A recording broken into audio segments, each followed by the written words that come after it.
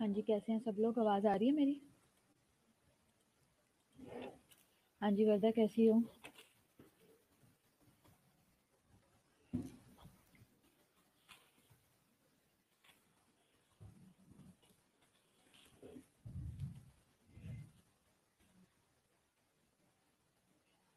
आ रही है? चलो शुक्र है आ रही है, मुझे तो लगा नहीं आ रही। वालेकुम सलाम, अरफा कैसी हो? अच्छा, आज आपको पता है कि हमारे 2 लेक्चर हैं, 11 से 12, 12 से 1, तो फिर हम थोड़ा-थोड़ा दोनों सब्जेक्ट्स में से कवर करने की कोशिश करेंगे, ठीक है? अभी तो फ़िलहाल हम कोशिश करते हैं अपना डिज़ास्टर मैनेजमेंट को एंड करने की।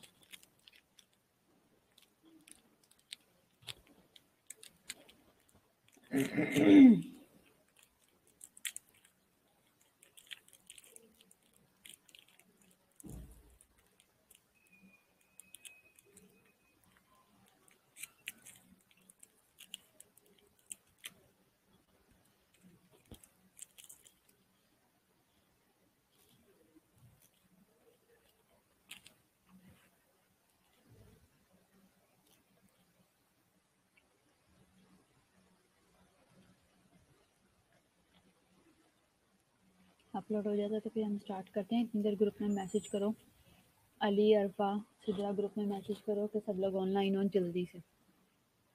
7 मिनट हो गए हैं, कॉन्टैक्ट करो।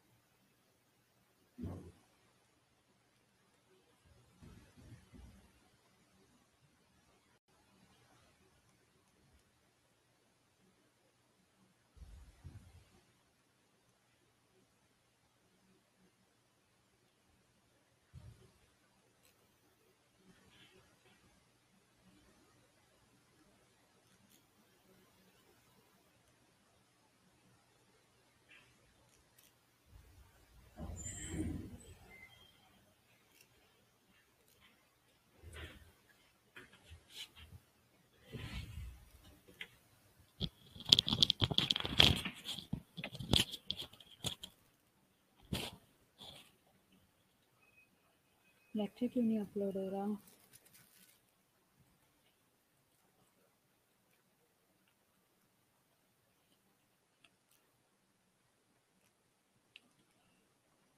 जी, कितने लोग हो गए ग्रुप में मैसेज किए?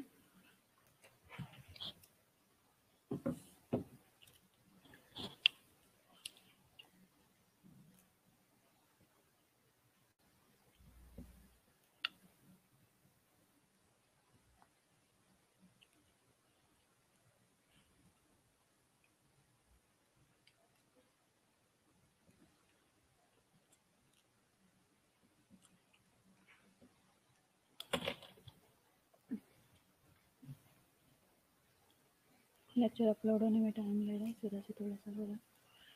अच्छा, इतनी देर जो लोग प्रेजेंट हैं वो अपनी अटेंडेंस लगवा लें।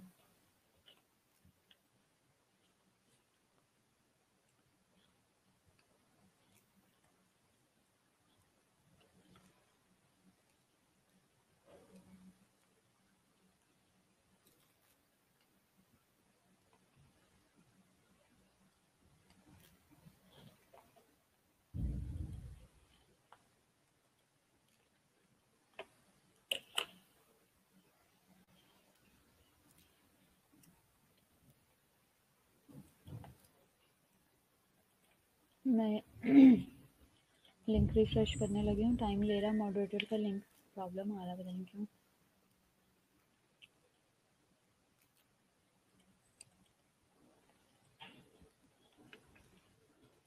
वैसे आप लोगों को डिज़ास्टर की समझ आई भी है या नहीं? डिज़ास्टर मैनेजमेंट की कुछ सीखा है?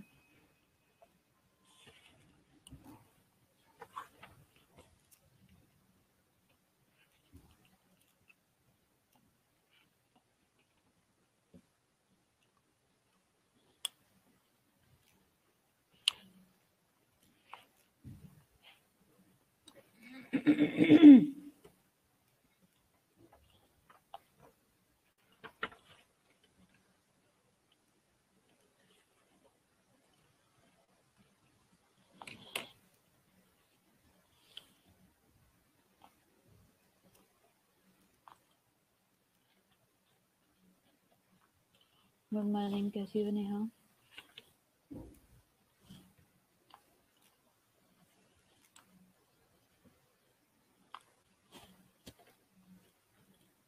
चलो जी, हो गया लेक्चर अपलोड, हम स्टार्ट करते हैं। अच्छा, प्रेजेंट क्या है, कुछ उसकी डिज़ास्टर मैनेजमेंट की समझ आई है? गुड मॉर्निंग एमन, कैसी हो?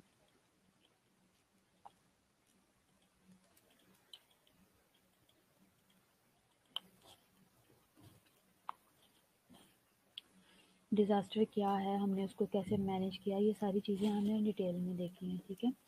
उम्मीद है कि आप लोगों को काफ़ी हद तक समझ आ गई होगी। तो ये कुछ टॉपिक्स ऐसे हैं और हमारा ये सब्जेक्ट ऐसा है। हाँ जी, मैं भी अमन ठीक हूँ।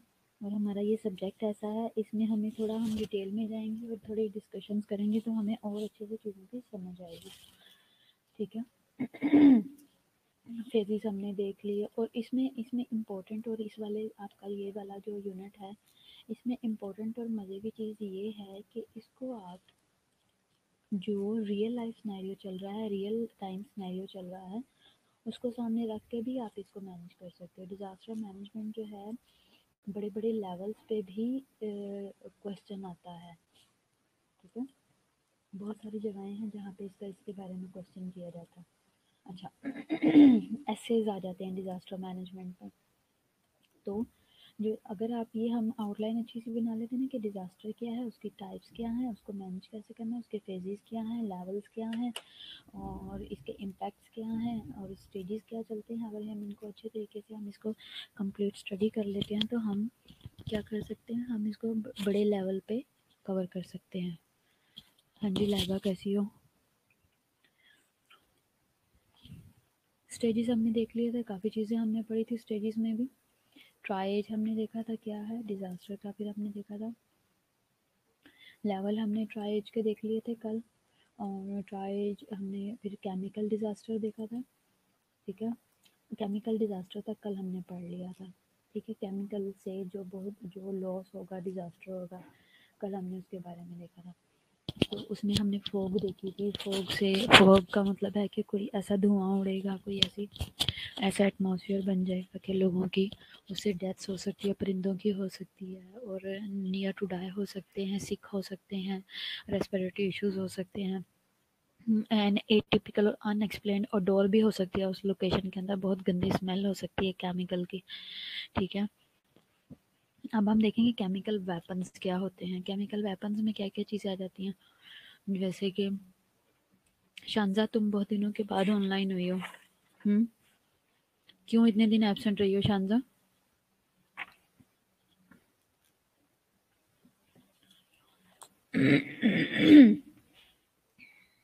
तो केमिकल वेपन्स में आ जाता है ऐसे केमिकल सब्सटेंसेस, वो सब्सटेंसेस हैं दैट क्विकली कॉज इंजरी और death and cause panic and social disruption, ठीक है।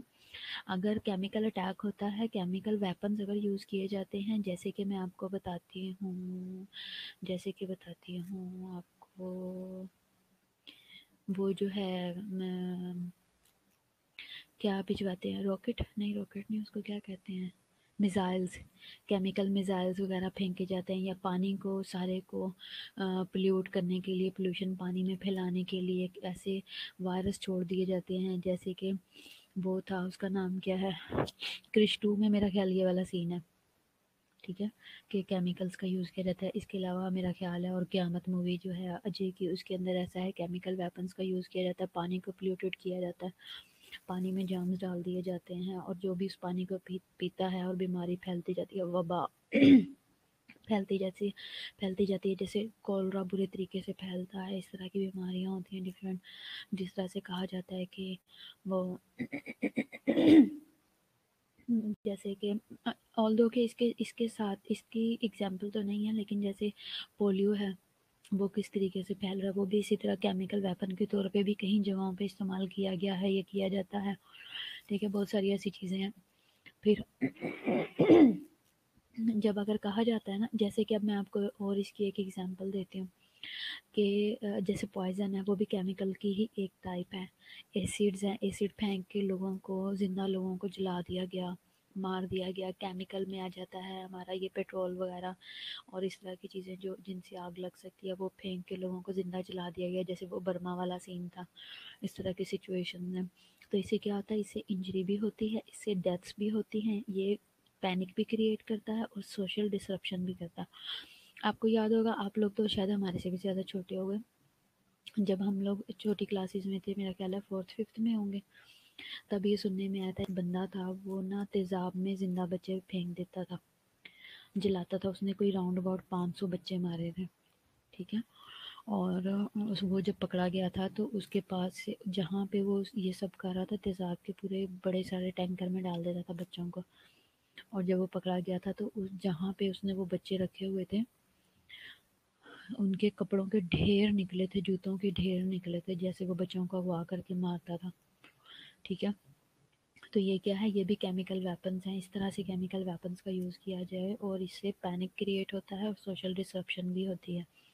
अब इसकी एक एग्जांपल है कि जैसे कि जब वो होता है, जब वॉर्स वगैरह चल रही होती हैं, तो वॉर में मारने का एक तरीक़ेकार ये भी होता है कि उस इलाके के पानी के अंदर जो है वो पॉइज़न वगैरह डाल दिया जाता है, जितने लोग पिएँ वो मर जाएँ। ठीक है, एक होता है कि उनको वैसे ही हथियारों से मारा जा रहा है, लेकिन अगर वैसे नहीं मार पा रहे तो अगला तरीक़ेकार ये होता है कि उनके पानी के अंदर ज़हर डाल दिया जाता है, जितने लोग छुपे हुए हैं कहीं पे या कुछ कर रहे हैं, तो जो वो खाएँ पिएँ उससे भी मर जाए। ठीक है, इसी तरह एजेंट्स हैं, केमिकल सब्सटेंसेस होते हैं और केमिकल एजेंट्स भी होते हैं, जैसे कि वेसिकेंट्स हैं, नर्व एजेंट्स हैं। ठीक है, इसके अलावा ब्लड एजेंट्स भी होते हैं, पल्मोनरी एजेंट्स भी हैं, और जो एजेंट्स हैं very in wall in in wall wall वो वोलेटिलिटी। ठीक है, और इसके अलावा परसिस्टेंस है, टॉक्सिसिटी है, पीरियड ऑफ लेटेंसी है और एंड एक्सपोजर लेंथ है। ठीक है, इसमें क्या है, limitations of exposure is essential with evacuation and decontamination as soon as possible and as close to the scene of incident as possible। अच्छा, जो एजेंट्स हैं उसमें वेसिकेंट्स हैं, नर्व एजेंट्स हैं, ये केमिकल्स अब आ जाती है। अगर हम केमिकल्स की बात करें तो जो सोच समझ के मेडिसिन्स दे के, और कुछ ब्लड एजेंट्स हैं, पल्मोनरी एजेंट्स हैं, जो खुद जानबूझ के लगा के किसी को मारा जाता है या कोशिश की जाती है। जैसे कि अब आप ये देख लो कि वो जैसे वो निशांत नहीं सुशांत वाला जो सीन चल रहा है, ठीक है, उसके बारे में ये कहा जाता है कि उसको उसने सुसाइड किया, लेकिन वो क्योंकि एक यंग और एक एनर्जेटिक बंदा था, एंड तक वो नहीं मरा, उसको पता नहीं क्या क्या लगा लगा के दे दे के उसको मारा गया। तो इसी तरह क्या है कि ब्लड एजेंट्स हैं, अगर किसी कोई ऐसे लोग भी करते हैं, केमिकल ब्लड एजेंट्स में आ जाते हैं जो ब्लड प्रोडक्ट्स हैं। ठीक है, जैसे कि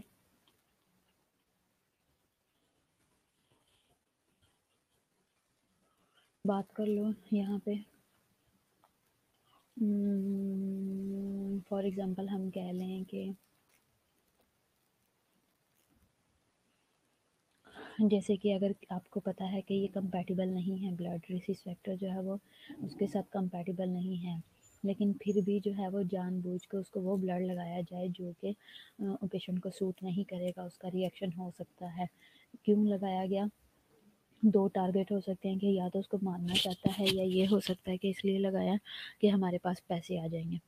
ठीक है, इस तरह की भी हो सकती है। पल्मोनरी एजेंट्स में क्या चीज़ें आती हैं, हाँ जैसे एड्स दिया गया, आप लोगों को पता है कि एड्स एड्स आपको पता है कि एक बंदे ने क्राइम किया है, आपको पता होगा सियालकोट वाली जगह पे एक बंदा है, उसने वो डॉक्टर सो कॉल्ड डॉक्टर है या कंपाउंडर है क्या है, उसने अपना क्लिनिक बनाया हुआ था।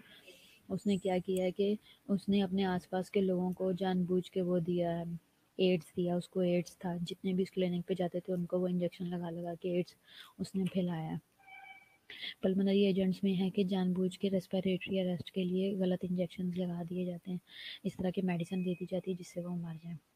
ठीक है, नर्व एजेंट्स हैं जो नर्व एंडिंग को डैमेज करते हैं, जिससे पेशेंट जो है वो साइको भी हो सकता है, जिससे पैरालिसिस में भी जा सकता है। इस तरह की मेडिसिन होती हैं, इस तरह के नर्व एजेंट्स दिए जाते हैं, जानबूझ के पैरालाइज किया जाता है। इंजेक्टेबल फॉर्म में भी हो सकती हैं या और भी चीज़ें, जैसे मैं आपको इसकी एक एग्जांपल देती हूँ। वो किसने देखी हुई है, मम्मी मूवी है, मम्मी नहीं है, क्या नाम है, मॉम, कौन सी है जिसमें श्री देवी है और वो है, मैम सच में ऐसे होता है क्या, क्या सच में होता है? अल्फा क्वेश्चन की समझ नहीं आई। ये जो मैं आपको सारी एग्जांपल्स दे रही हूँ ये रियल टाइम स्टोरीज हैं, ये रियल लाइफ में होता है और हुआ है। एक होता है पल्मोनरी एजेंट, जैसे कि वो कह लो मेडिसिन हमारी हैं जो उसकी टोटल बॉडी को रेस्पिरेटरी टोटल बॉडी को अरेस्ट में ले जाती हैं या पैरालिसिस में ले जाती हैं। जैसे कि फॉर एग्जांपल ट्रेकियम आपने सुना होगा या एट्रिलैक्स आपने सुना होगा, जब पेशेंट वेंटिलेटर पे होता है तो पेशेंट को रिलैक्स करने के लिए ट्रेकियम का इंजेक्शन हम लगाते हैं 10 mg 20 mg 50 mg, ठीक है, 2 ml 2 ml लगा देते हैं, 3 ml लगा देते हैं ताकि पेशेंट जो है, मैं तो सही बोल रही हूँ, आप अपना वॉल्यूम तेज़ करो, और भी लोगों का लेक्चर हो रहा है ना, फिर इससे ज़्यादा ऊंचा नहीं बोल सकती।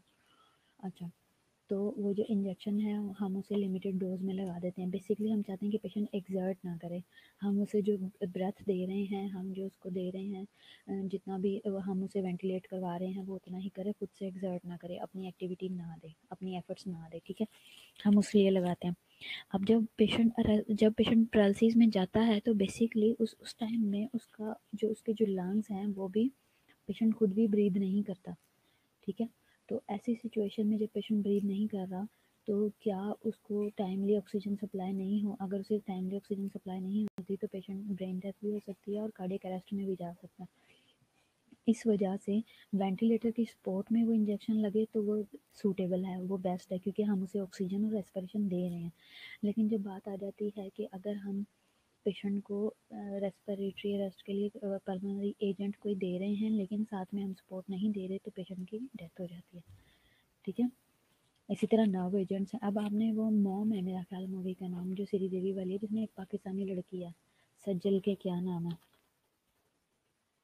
उसमें वो क्या करती है कि उसकी बेटी के साथ ना कुछ लोगों ने रेप किया होता है, हाँ मॉम है मूवी का नाम, उसके साथ रेप किया होता है, तो वो क्या करती है कि वो बदला लेने के लिए ना, वो खुद टीचर होती है, वो ना इस तरीके से ऐसे हथियार बनाती है कि मैं ना उसको, कि मैं कोई प्रूव ना रहे और मैं दुश्मन, मतलब उस तरीके से, क्योंकि वो हथियार वगैरह दूसरी तरीके से तो खरीद नहीं सकती, तो वो क्या करती है। अब यहाँ पे बात आ रही है नर्व एजेंट्स की, तो मैं आपको यहाँ से बताने लगी हूँ, इससे रिलेटेड एग्जांपल है कि जो उसके बीज होते हैं ना, सेब के बीज, वो उनको बहुत सारे बीजों को क्रश करती है, साइनाइड बनता है उससे, ठीक है, अपने आप में एक छोटा एटम बॉम्ब होता है वो उसको वो पिलाती है, उसकी वजह से उसकी पूरी बॉडी पैरालाइज हो जाती है, ठीक है, और इससे ज़्यादा बड़ा और क्या हो सकता है किसी के लिए, किसी को नुकसान पहुंचाना या बदला। हाँ मैं वैसे कैंट्स भी बताती हूँ, रुको। तो वो क्या करती है कि वो एज अ नर्व एजेंट कैसे काम करता है कि वो नर्व एंडिंग्स के ऊपर इफेक्ट करता है कि पेशेंट को पैरालाइज हो जाता है, उसकी पूरी बॉडी पैरालाइज हो जाती है, ठीक है, प्लस वो उसने हाइपरटेंशन भी कराया होगा, उसने नर्व डैमेज कराया होगा जिसकी वजह से हुआ, ठीक है।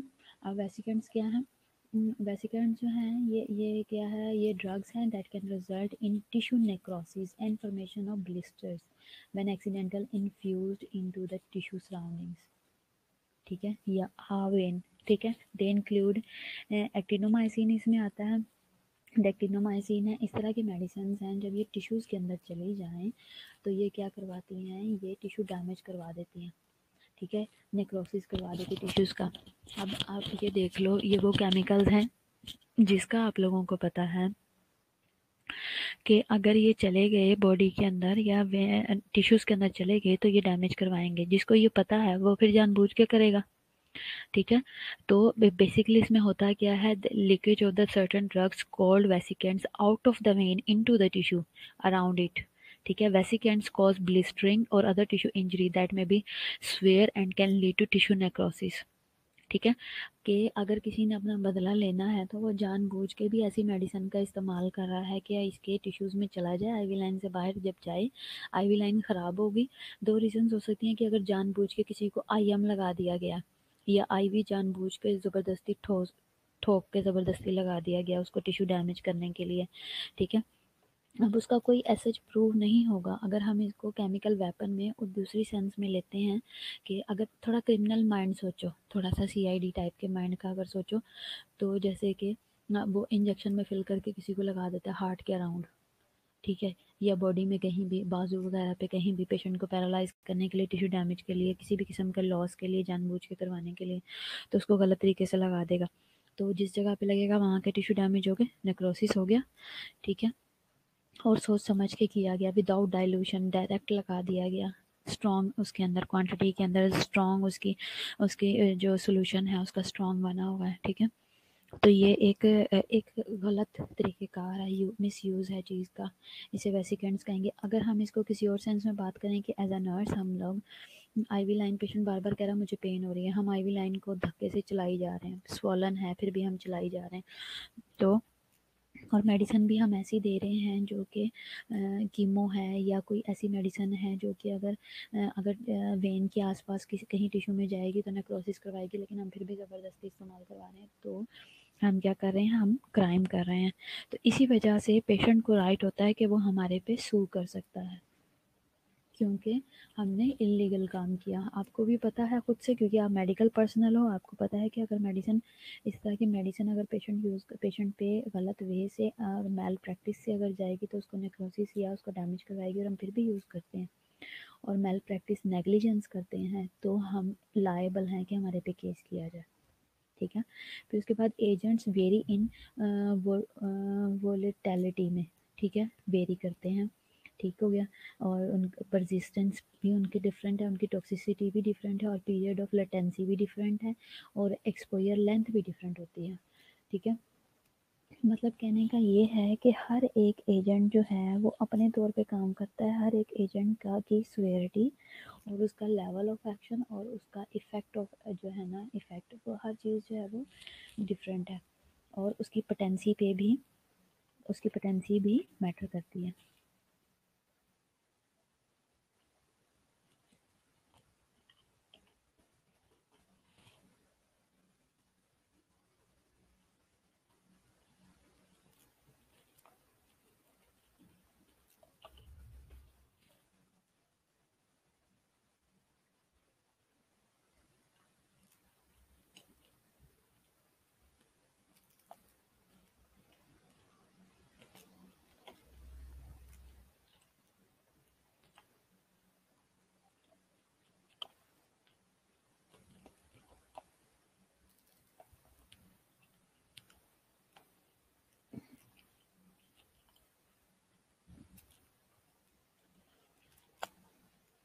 अच्छा, अगर हम इसका एजेंट वेरिएंट वॉलेटिलिटी का जो अगर हम वर्ड्स के अंदर अगर मीनिंग देखें तो ये है, ये स्टैटिकल मेजर है of dispersion of return of a given security, ठीक है। मतलब ये है कि उसका हायर द वोल्टेज, मतलब ये है कि कौन सी चीज़, कौन सी मेडिसिन, कौन सा केमिकल कितना सेफ है, ये वेरी करता है according to agent, according to variety, ठीक है। और उसकी परसिस्टेंट कितना परसिस्ट करेगा, कितना लॉन्ग एक्टिंग है, ये शॉर्ट एक्टिंग है। जो लॉन्ग एक्टिंग होते हैं ना वो एकदम से लाइफ थ्रेटनिंग इफेक्ट देते हैं और एकदम भी डेथ हो सकती है। जो शॉर्ट एक्टिंग है और वो क्या करेंगे, शॉर्ट एक्टिंग जो है वो इस तरीके से काम करेंगे, जो लॉन्ग एक्टिंग है ना वो तासीर ज़्यादा रखेंगे लेकिन असर आहिस्ता आहिस्ता शुरू करते हैं, और जो शॉर्ट एक्टिंग होते हैं वो एकदम से सडन अटैक करेंगे और असर फिर जल्दी ख़त्म भी हो जाएगा, इनकी हाफ लाइफ कम होती है, ठीक है। इसी तरह टॉक्सिसिटी भी मैटर करती है, किसी की टॉक्सिसिटी ज़्यादा है किसी एजेंट की, किसी की कम है। जैसे एसिड है, एसिड टू एसिड भी मैटर करता है, डिपेंड करता है। जैसे कहते हैं गंधक का तेज़ाब है, ये हल्का तेज़ाब है, ये फ़ौरन से जान लेता है, ये ऐसे कर लेता है। इस तरह के डिफरेंट पीरियड ऑफ लेटेंसी भी डिफरेंट है, एक्सपोजर की लेंथ भी डिफरेंट होगी। इसी तरह limitation of exposure is essential with the evacuation. अब जो लिमिटेशन है ना एक्सपोजर की, वो इम्पोर्टेंट है एवैक्यूएशन के साथ अगर मैच करें तो, ठीक है। फिर साथ decontamination as soon as possible and as close to the scene of incident as possible. जितना जहाँ पे भी सीन हुआ है वहाँ से जितनी जल्दी वहाँ से निकला जाए तो अच्छा है। लिमिटेशन ऑफ एक्सपोजर भी मैटर करता है, एसेंशियल है कि एवैक्यूएशन कब की गई और डिकंटामिनेट कब किया गया, ये सब चीज़ें। अच्छा, अब केमिकल वेपन्स में आप देख लो कि जो आवाम है या हमारे लोग हैं वो किस तरीके से लोगों को केमिकल्स खुद जानबूझ के पिला रहे हैं और कर कौन रहा है। छोटे छोटे ये एक एग्जांपल दी हुई है कि किस तरीके से न्यू बॉर्न्स को बचपन से ही इतने केमिकल्स खिलाए और पिलाए जा रहे हैं, पैदाइशी ही इतना ख़राब किया जा रहा है कि इंसान के पास कुछ बचता ही नहीं है, ठीक है। जैसे कि फॉर एग्ज़ाम्पल बात कर लो, अगर आप कभी अपने नाना नानी के पास बैठे हो या आपने कोई ज़्यादा ओल्ड एज जो आपके सीनियर सिटीजन्स हैं आपके घर में, कभी आप उनके पास बैठे हो और आपने हंसी हंसी में पूछा हो, अच्छा नानी अम्मी दादी अम्मी क्या होता था, आप लोग कौन सी सब्जियां खाते थे, आप लोग क्या करते थे, चावल का। अब तो आपको पता है कि चावल भी कहते हैं कि उसके आ रहे हैं, प्लास्टिक के आ रहे हैं, सुनिए न्यूज़। अंडे भी नकली आ रहे हैं, अंडे भी प्लास्टिक के आ रहे हैं, इस तरह की बातें आ रही हैं, पीओपी के अंडे बने हुए हैं, इस तरह की बातें हैं। तो और सब्जियां हैं, सब्जियों में अब आके अब मैं तो अपने अब्बू से ये सुना करती थी, अब्बू ने जब भी कोई बात में मैंने कहा ना, स्प्रे वाली सब्जियां आने लगी हैं, जब से स्प्रे लगने लगा ऐसे हो गया, जब से स्प्रे लगने लगा ये हो गया। पहले स्प्रे नहीं लगता था, पहले ऐसे नहीं था होता था, पहले वैसे नहीं था होता, पहले हम खाद डालते थे, सब्जियों को लोग खाद डाल के बनाते थे, ये था वो था, चावल ऐसे बनते थे, फलानी चीज़ ऐसे बनती थी। तो जब से केमिकल आया है, जब से केमिकल दुनिया में आया, केमिकल ने सब बर्बाद कर दिया। केमिकल अब जो स्प्रे होते हैं अब उनसे ये होता है वो होता है, इस तरह की बातें सुनते आ रहे हैं। तो बेसिकली कहने का मकसद ये है, मतलब ये है कि जो पैदाइशी ही हम जिनकी बेस ही नेचुरल चीज़ों से बनी हुई है उनकी, अब जैसे ऑयल का कहते हैं, अब ये बड़ी एग्जाम्पल थी मेरी नानी की, हमेशा एक एग्जाम्पल रही है, जी तुम लोग ये खाते हो, हम सरसों के तेल के खाने खाते थे, हमारे खानों में सरसों का तेल या देसी घी डलता था बस, और हम ये खाते थे, हम वो खाते थे, तुम लोग सारा वक्त ऑयल खाते हो, ऑयल ऑयल करते रहते हो हर वक्त, मक्खन भी तुम बनावटी खाते हो, इस तरह की बातें। तो ये बेसिकली सब चीज़ें केमिकल हैं। और जो बाकी लोग हैं जो हमारे बड़े हैं उन लोगों ने फ्रेश और ओरिजिनल चीज़ें खाई हुई हैं, तो फिर ह्यूज डिफरेंस है सब में। तो बेसिकली ये बता रहे हैं कि जो हमारे बेचने, ये बेसिकली जो बंदा है ये एजेंट है, एजेंट कह लो कि कोई मार्केट का बंदा है, वेल सूटेड बूटेड बैठा हुआ है, तैयार है और लोगों को बेवकूफ़ बना रहा है और गलत चीज़ें खिला रहा है पिला रहा है। तो बेसिकली आजकल दुनिया में यही है, बड़े बड़े रेस्टोरेंट्स में क्या है, मरा हुआ जानवर खिला रहे हैं, ठीक है, हराम जानवर खिला रहे हैं। तो ये सारी चीज़ें चल रही हैं। इसी तरह बायोलॉजिकल डिज़ास्टर है, बायोलॉजिकल डिज़ास्टर भी दुनिया में है, ये भी हो रहा है। जैसे कि एंथ्रेक्स है, बोटुलिज्म है, प्लेग है, स्मॉल पॉक्स है, टेलरेमिया है, वायरल हेमरेजिक फीवर है, ठीक है। तो ये क्या है, ये बायोलॉजिकल डिज़ास्टर हैं जो दुनिया में आते हैं, जिन्हें लाया जाता है। मैम ओल्ड लोग तो आज भी इतने फिट हैं, बिल्कुल ऐसा ही है, वो फिट है, मेरी अम्मी देखो आज भी चल फिर रही हैं ठीक ठाक, खुदा का शुक्र है। तो क्यों, क्योंकि उन्होंने अपने दौर में, अच्छे दौर में अच्छा खाया पिया हुआ है। तो अब आपके आपकी क्लास के इतने सारे लोग हैं जो घी नहीं खाते, दूध नहीं पीते, ठीक है, बटर नहीं खाते, तो क्या है अंदर से आपकी बॉडी अंदर से खोखली है। तो जो लोग इस तरह से करते हैं वो अपना बहुत नुकसान कर रहे हैं। तो इसलिए बहुत ज़रूरी है अपनी डाइट को फिट रखो, जो नेचुरल मिल रहा है वो नेचुरल तो खाओ। पहले है तो हम बाज़ार का ही खा खा के हम यहाँ तक पहुँचे हैं, हमारे अंदर नेचुरल है ही क्या। तो इसलिए कोशिश करो कि अच्छा खाया करो, ठीक है, जितना मिल सकता है अच्छा खाओ। अब जैसे आप लोग आजकल घर रह रहे हो तो अच्छी डाइट लेने की कोशिश करो, ठीक है। स्मॉल पॉक्स से याद आया, मैंने आप लोगों को स्मॉल पॉक्स की अब बायोलॉजिकल डिज़ास्टर की मैं आपको बात बताऊँ। बायोलॉजिकल डिज़ास्टर क्या है कि जो बीमारियां फैलती हैं एकदम से आउटब्रेक होता है, जैसे कि कोरोना का चल रहा, डेंगू का आया है, ठीक है, कोंगो का आया था, ठीक है, इस तरह की जो चीज़ें, बर्ड फ्लू का आ रहा है। लेकिन जिसने बहुत बड़ा इफ़ेक्ट किया है आज तक दुनिया में वो प्लेग रहा है, कॉलरा रहा है, डेंगू रहा है, जिसने पूरी दुनिया तबाह की है। फिर इसके साथ अभी जो उससे भी बढ़ के जो आया है वो है कोरोना, ठीक है। इसी तरह प्लेग था। अब प्लेग कैसे फैला था? प्लेग कैसे फैला था?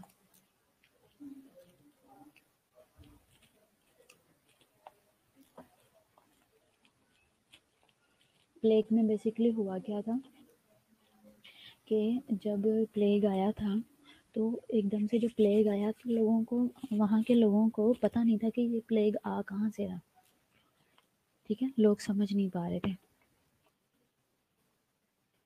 तो उनको लगा पहले ये प्लेग जो है वो एकदम से तेज़ी से फैल गया, लोग समझ नहीं पा रहे थे कि ये क्या हो रहा है। तो उन्होंने ये समझा कि ये जो प्लेग है ना ये आ रहा है चूहों से, उससे बिल्लियों से। तो उन्होंने क्या किया, उन्होंने ना बिल्लियों को ना, सारी बिल्लियों को पकड़ के मार दिया, ठीक है। और जब जैसे उन्होंने बिल्लियों को मारा तो चूहे और ज़्यादा बढ़ गए, ठीक है। और जब चूहे बढ़ गए तो फिर और भी ज़्यादा फैल गया, क्योंकि पहले जो बिल्लियाँ थी वो चूहे मार देती थी और उससे काफ़ी चीज़ें बची हुई थी। तो लेकिन उससे उससे चूहे मर जाते थे और प्लेग कम था। लेकिन जब उन्होंने बिल्लियों को मार दिया तो चूहे बहुत ज़्यादा बढ़ गए, तो प्लेग और भी ज़्यादा फैल गया। फिर उनको समझ आई कि बेसिकली ये चूहों से फैल रहा है। फिर उनको इस चीज़ की बाद में समझ आई थी, फिर उन्होंने चूहे मारना शुरू किए थे।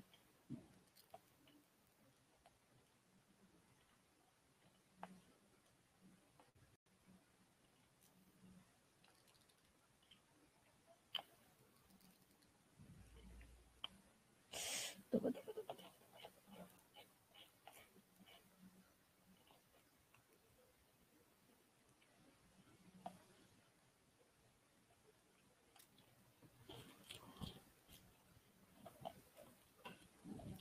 एंथ्रेक्स क्या है?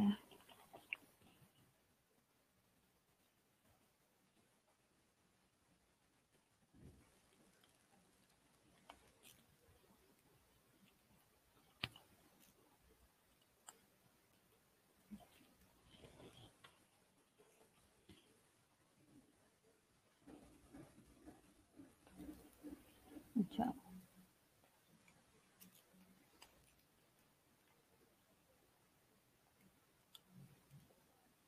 हम्म।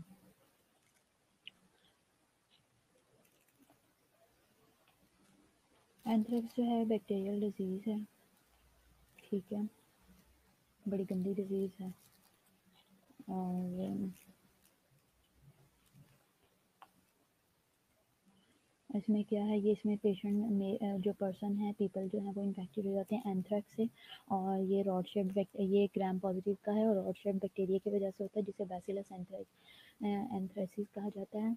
और ये क्या है, they can be activated when they become active, the bacteria can multiply, spread out in the body, produce toxins, poisons produce करता है, स्वेयर इलनेस करवाता है। एंथ्रेक्स का अगर एक्सपोजर हो जाए तो इसके सिम्टम्स क्या हैं? फीवर है, चिल्स है, चेस्ट डिस्कम्फर्ट है, शॉर्टनेस ऑफ ब्रेथ है, कन्फ्यूजन है, डिजीनेस है, कफ है, नोजिया, वॉमिटिंग है, स्टमक है, पेन है और हेडेक है और स्वेट्स होते हैं इसके अलावा। तो क्या है, मैं आपको इसकी इमेज दिखाती हूँ एंथ्रेक्स की।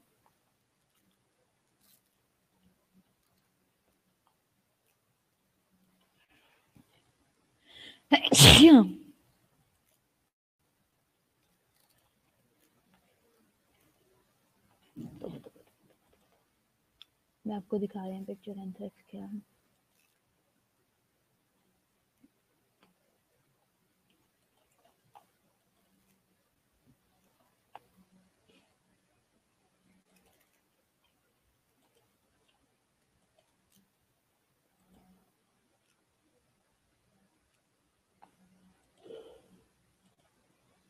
ये देखो, देख रहे हैं?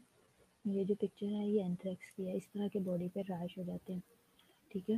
और जब ये रैश बढ़ते हैं तो इसके साथ क्या होता है कि ये इंतहाई जो है ना पेनफुल और बहुत ही इन्फेक्शियस डिजीज़ है, और इससे फीवर और इन्फेक्शन जो है वो मल्टीप्लाई करता जाता है और सारे एरिया को बीच में कवर करता जाता है। अब देखो ना, बिल्कुल इस तरह ऐसे लग रहा है जैसे कि ना वो है बेड सोर टाइप का है। ठीक है, समझ आ रही सबको?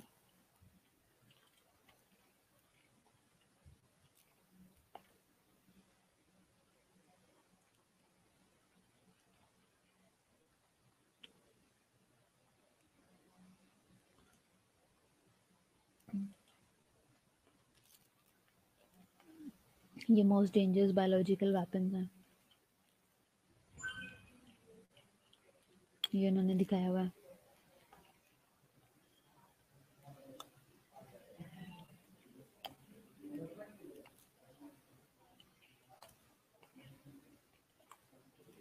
ये भी, ये देखो।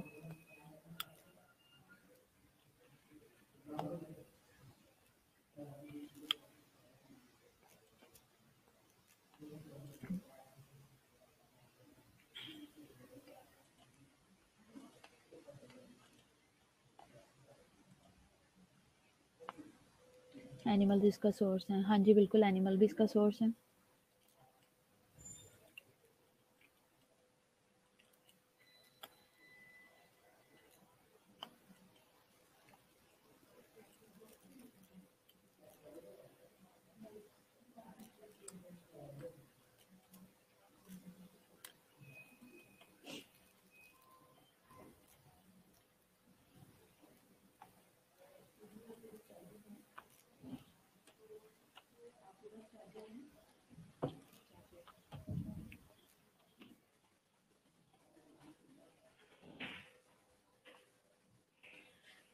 बैक्टीरिया है, बैसिलस है, एंथ्रेक्सिस है, और यूजुअली ट्रांसमिटेड एनिमल से होता है, और एंथ्रेक्स जो है वो स्किन, लंग और बाउल डिजीजेस कॉज करता है, डेडली होता है। एंथ्रेक्स डायग्नोज किया जाता है बैक्टीरियल कल्चर से from infected tissues. There are 4 type of anthrax होते हैं, कुटेनियस है, इनहेलेशन का है, गैस्ट्रो इंटेस्टिनल भी है, और इंजेक्शन से भी है। ठीक है, तो ये सारी टाइप्स हैं एंथ्रेक्स की।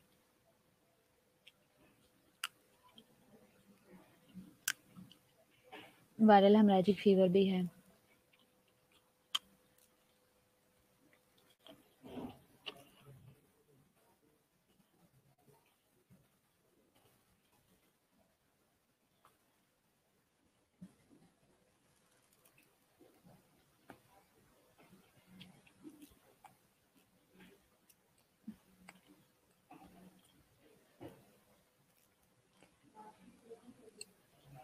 अच्छा, ट्यूलरेमिया जो है ये इन्फेक्शियस डिजीज़ है, रेयर इन्फेक्शियस डिजीज़ है, also known as rabbit fever भी इसको कहा जाता है, और डियर फ्लाई फीवर भी इसको कहा जाता है। टिपिकल अटैक करता है स्किन के ऊपर, आइज़ के ऊपर और लिम्फ नोड्स के ऊपर करता है। ठीक है, इससे deer fever, deer double E वाला डियर, वो वाला डियर जो होती है वो वाला, इसमें फीवर होता है, फ्लाई फीवर होता है ये। और ये मोस्टली स्किन के ऊपर, आइज़ के ऊपर और लिम्फ नोड्स के ऊपर, यानी कि आपके जो पेशेंट होते हैं उसके इम्यून सिस्टम के ऊपर इफेक्ट करता है, ये आप देख सकते हो। ठीक है, तो ये क्या है, ये डियर टिक्स हैं। टिक्स आपको पता है क्या होती हैं? तो ये बॉडी के ऊपर ये चिपक जाते हैं, और वहाँ से जब ब्लड जो है उसको लेना, सक करना शुरू करते हैं, तो फिर ये इन्फेक्शन को फैलाते हैं बॉडी में।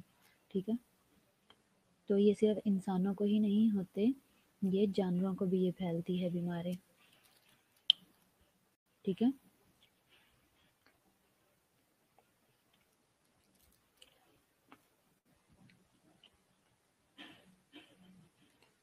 तो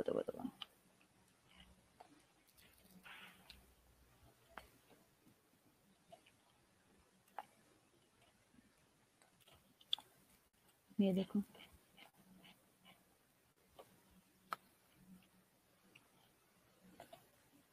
अगर ये कैट्स में होगा तो ये infection can occur through a bite from a blood sucking insect and arachnoid की वजह से होगा। फॉर एग्जांपल टिक्स और फ्लीज की वजह से भी होता है।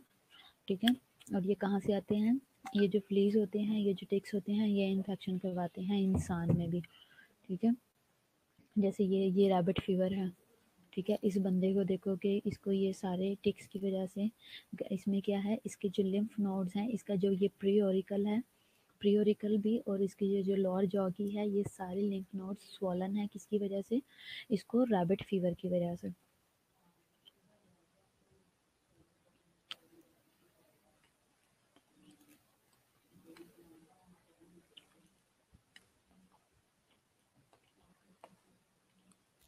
ये देखें,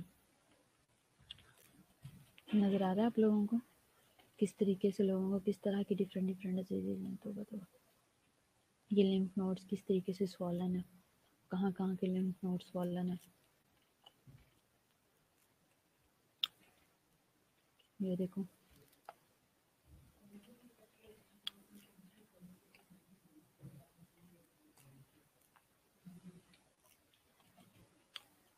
ये देखो, ये जो टिक है इसकी स्किन के ऊपर किस तरीके से बैठा हुआ है, ठीक है। ये स्किन के अंदर किस तरह से ये गया हुआ है।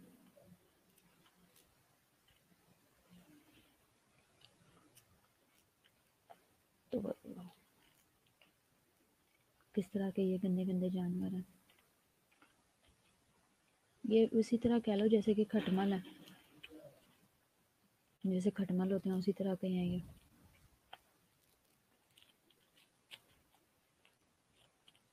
ये किस तरीके से फैलता है, कांटेक्ट कैसे होता है इसके साथ। चूहे हैं, चूहों से एक टिक क्या वो चूहे को भी लगा है और खरगोश को भी लगा है, ठीक है। वहाँ से ये इंसान के पास गया है, और उधर से ये मट्टी में ये बंदा खेल रहा था, ये इसने पानी शानी लिया दूसरे वाले ने, और ये कुछ खा पी रहा, इसको भी लगा, ठीक है। इसने खरगोश पाला हुआ, मोस्टली ये खरगोशों में भी आता है। तो इस contact with the infected animal, किसी पर्सन का इन्फेक्टेड एनिमल से कॉन्टैक्ट हुआ, या खरगोश जैसे इन्फेक्टेड था उसका, वो उसने अंडर कुक्ड रैबिट मीट खा लिया, इसलिए इसको रैबिट फीवर भी कहा जाता है। और जो रैबिट है उसको वो पाल रहा है, इनहेल भी कर सकता है कंटेमिनेटेड डस्ट को, जिस कंटेमिनेटेड डस्ट में वो रैबिट रहता है वहाँ से कंटेमिनेट हो गया है, ठीक है। वहाँ से ये इनहेलेशन से तब जाएगा, ईटिंग से ये गैस्ट्रो इंटेस्टिनल हो जाएगा।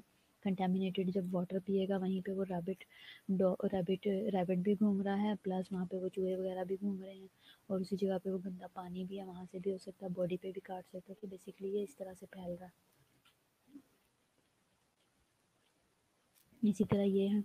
अब जो रैबिट है ये रॉडेंट्स हैं, ठीक है। दोनों के अंदर ये जर्म्स ये होते हैं, ये गंदे वाले ये हैं, ये टिक होते हैं। अब इन दोनों से ये टिक जो है डॉग में गया, डॉग से कैट में गया, अब इनके थ्रू जो है वो इंसान में चला गया। जब इंसान की बॉडी पे भी हो सकता है, प्लस इनहेलेशन में भी जा सकता है जब इन्फेक्टेड एरिया में सांस लेंगे। अब ये जो रैबिट है, इनकी जो इन पे जो फ्लाइज हैं, ठीक है, उनको ये बाइट कर, वो फ्लाइज जो हैं वो इन्फेक्टेड हुई, उधर से टिक हुए, टिक ने डॉग और कैट को किया, फिर मॉस्किटोज में चले गए, मॉस्किटो ने बाइट किया इंसान को, उसको इन्फेक्शन दिया। तो इस तरह ये मल्टीपल तरीक़ों से फैलता है। समझ आ रही है आप लोगों को? समझ पा रहे हैं इसको क्या बताना चाह रही हूँ मैं? अस्सलाम वालेकुम मैम।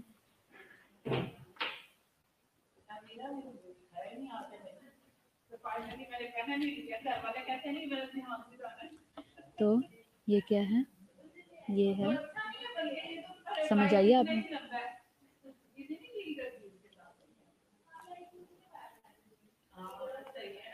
इसी तरह बाकी एनिमल्स हैं, ये भी आप देख सकते हो कि ये एनिमल्स किस तरह से इन्फेक्टेड करते हैं। जैसे कि ज़्यादातर रोडेंट्स हैं और बाकी सारे एनिमल्स हैं, ठीक है। लार्ज मैमल्स हैं वो भी इसमें आते हैं, वो भी इससे इन्फेक्टेड होते हैं। तो बेसिकली हम इंसान जो हैं वो काफ़ी हद तक इन्फेक्टेड जानवर खाने से भी बीमार होते हैं, ठीक है। इन्फेक्शन के बहुत ज़्यादा चांसेस जो हैं वो हमारे गंदा जानवर खाने की वजह से भी हैं, ठीक है।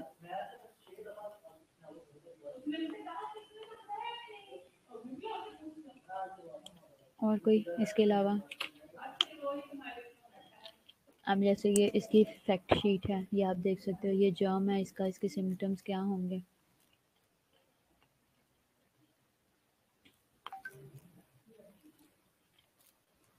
सुबह सुबह मेरा तो दिल खराब होने लगा इतना गंद देख देख के। चलो मैं इसको एंड कर रही हूँ।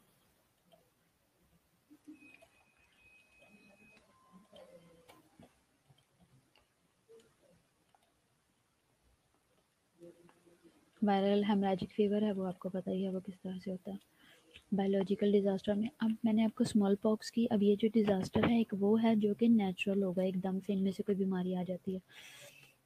एक वो डिज़ास्टर होगा मैन मेड जो जानबूझ के करवाया जाएगा, जिसकी एक एग्जांपल है कि मैंने आपको स्मॉल पॉक्स का बताया था कि उसके जो जर्म्स हैं उनको आज भी रखा हुआ है संभाल के। उसका जो इसका जो वायरस था, बैक्टीरिया था, उसको अभी तक संभाल के रखा हुआ है। इसको कभी भी यूटिलाइज किया जा सकता है इंसान के खिलाफ, किसी को नुकसान पहुंचाने के लिए, ठीक है। तो और प्लेग है, इसी तरह प्लेग का रखा होगा रशिया ने, एंथ्रेक्स का हर एक ने अपना अपना संभाल के रखा हुआ है। इसी तरह कोरोना का कहते हैं कि कोरोना का संभाला हुआ था, वो वहाँ से फैला, वहाँ से निकला, है ना। इस तरह की डिफरेंट डिफरेंट बातें हैं और डिफरेंट डिफरेंट किसने मंगाई, खुद ही लाए हो, शुक्रिया। कितने की,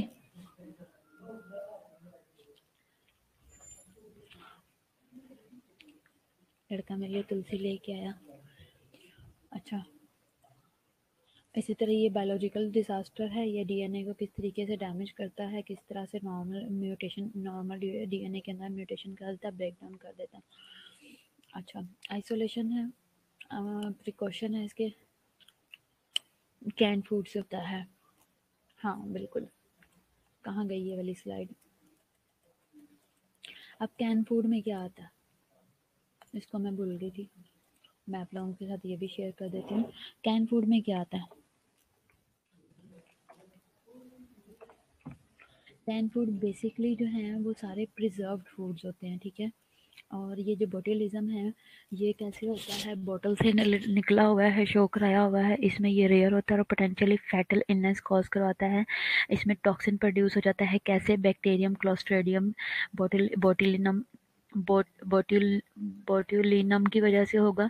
the disease begin with the weakness, blood vision, feeling tired and trouble speaking में जाता है। This may then be followed by the weakness of the arms है, चेस्ट है, मसल्स है और लेग्स है, ठीक है। ये बेसिकली इसमें क्लोस्ट्रेडियम इसके अंदर भी होता है, टैटनी तो नहीं होता लेकिन बैक्टीरियम क्लोस्ट्रेडियम इसके अंदर होता है, ठीक है। तो बेसिकली इसमें क्या है कि जो प्रिजर्व फूड हैं उसके अंदर जो केमिकल्स यूज़ किए गए हैं प्रिजर्व करने के लिए, और जो जितने भी ज़्यादा चीज़ें यूज़ की गई हैं प्रिजर्व करने के लिए, वो ये सारी डिजीज़ करवाती हैं। और जो केमिकल्स है, बाज़ बाज़ दफ़ा ये होता है कि वो केमिकल किसी को सूट नहीं करता, तो कोई एक ऐसा बंदा जिसको सूट नहीं किया वो डायरेक्ट ही इस डिजीज़ के अंदर पहुंच जाएगा, ठीक है।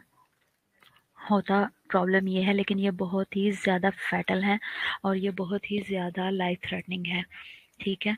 ये भी मैं आपको दिखा देती हूँ, ये आप देख सकते हो इसके साइंस एंड सिम्टम्स क्या हैं। इसमें है, इसमें ड्रॉपिंग आईलिड्स हो जाता है, आईलिड ड्रॉप कर जाते हैं, फेशियल नर्व का पैरालिसिस हो जाता है, ड्राई माउथ और थ्रोट होता है, डिफिकल्टी स्वॉल्विंग हो जाती है, नोजिया वॉमिटिंग रहेगी, एब्डोमिनल डिस्टेंशन हो जाती है, ब्लड विजन होगी, स्लर्ड स्पीच होगी, टेकिकार्डिया, रेस्पिरेटरी पैरालिसिस में भी चला जाएगा, ठीक है। अब जैसे ये बच्चा इसकी आईलिड को ज़बरदस्ती खोलने की कोशिश कर रहे हैं लेकिन ये ड्रॉप कर रही है और फेशियल पैल्सी में है, ठीक है। फेशियल नर्व डैमेज है। इसी तरह ये देखो, ये बेचारा, खुदाया रहम कर, ये देखो किस तरह की सिचुएशन है, ठीक है, किस तरह की डिजीजेज हैं। तो ये वो प्रिजर्व फूड है जिनको केमिकल्स लगा के रखा जाता है और केमिकल सबको सूट नहीं करता, और फिर डिफरेंट डिफरेंट डिजीजेज हो जाती हैं। और लोगों का ये है, कुछ ऐसे कंट्रीज भी हैं जिनको पता है कि कि किस वजह से ये प्रॉब्लम हुआ, लेकिन हमारे लोग एंड तक डायग्नोज ही नहीं प्रॉपरली कई कंट्रीज में करवा कर पाते हैं। अच्छा, ग्रुप 1 में जो है वो क्लोस्ट्रेडियम बोटुलिनम जो है ये कैसे होगा, ओकेजनल आउटब्रेक होता है इन एनिमल्स, ठीक है। इसमें हेल्दी होगा, फिश होगी और ये सारी चीज़ें, पोर्क भी इसके अंदर आता है। और इसके अलावा ग्रुप 1 में जो है ह्यूमन इसके अंदर इन्वॉल्व है, ए बी और मोर रेयरली एफ है। एक्सेप्शनल में जो है वो एनिमल आएगा, और एनिमल इस तरीके से डिफरेंट डिफरेंट है, मल्टीप्लिकेशन इसकी बताई हुई है।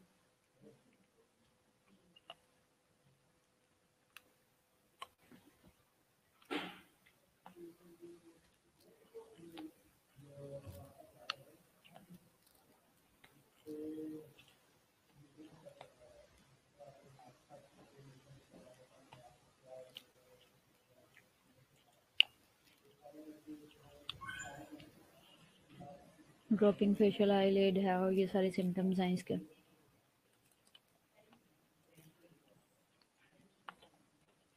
अच्छा, अभी आप लोग अटेंडेंस लगा लो और फिर उसके बाद 10 मिनट्स की ब्रेक कर लो। 12:05 पे आप लोगों ने सबने प्रेजेंट होना, ठीक है?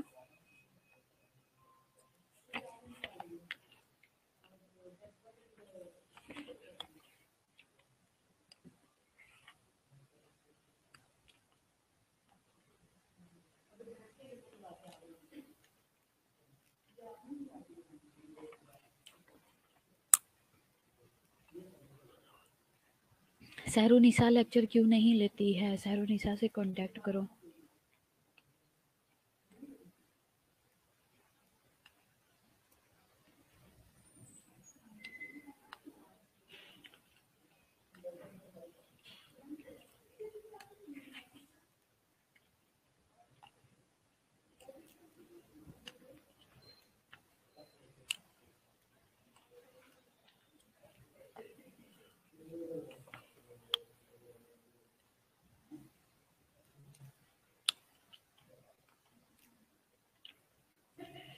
हाँ, लेबर जैम पिकल्स वगैरह से होता है।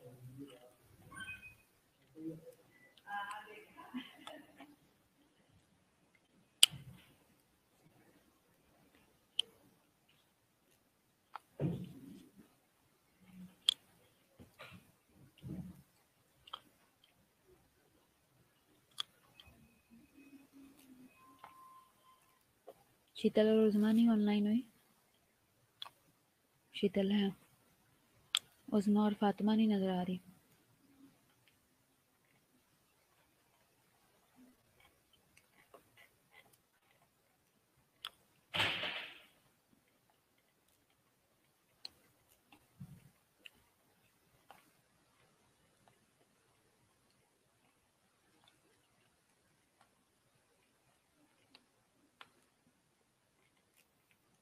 हाँ, मैंने देख लिया आपको शीतल, मुझे पता आप हो।